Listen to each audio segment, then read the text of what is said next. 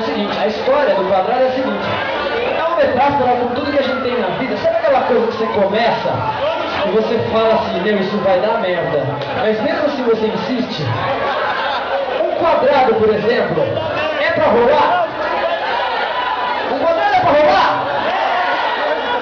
Um quadrado é pra rolar? Então, mas, né, esse problema chegou até as Nações Unidas, a ONU.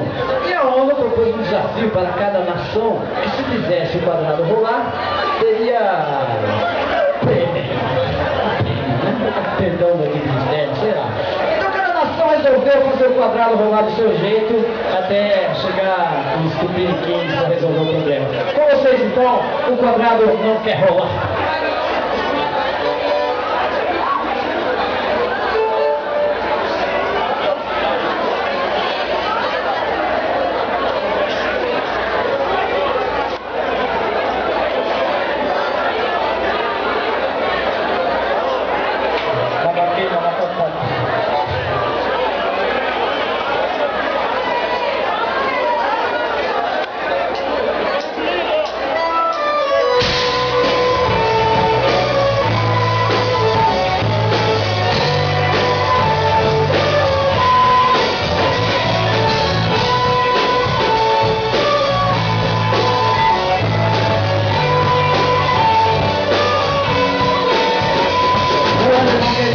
Engenheiro motorizado, no quadrado era fácil de rolar. Quando fez o teste, o motor não aguentou.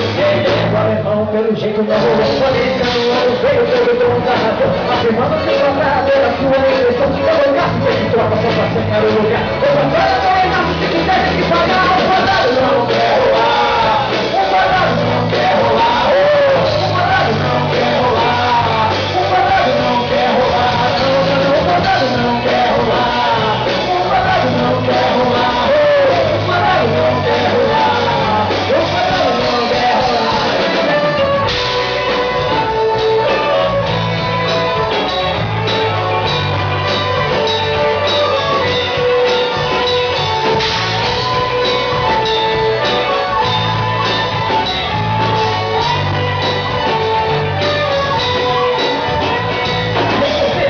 Ninguém é melhor que português, que primeiro somos eles trouxe pra vocês, não são azeite de ouro, daquela sala eu vou ficar. O quadrado não rolou e eu não vou nem comentar. O quadrado do lado do inteiro indignado, Israel e Palestina meteram bomba no quadrado. A China se moveu até a Rússia que tem. O resultado vamos pegar o quadrado no lugar. O quadrado não quer rolar. O quadrado não quer rolar. O quadrado não quer rolar. O quadrado não quer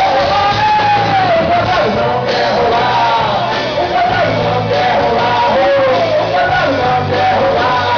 O quadrado não quer rolar.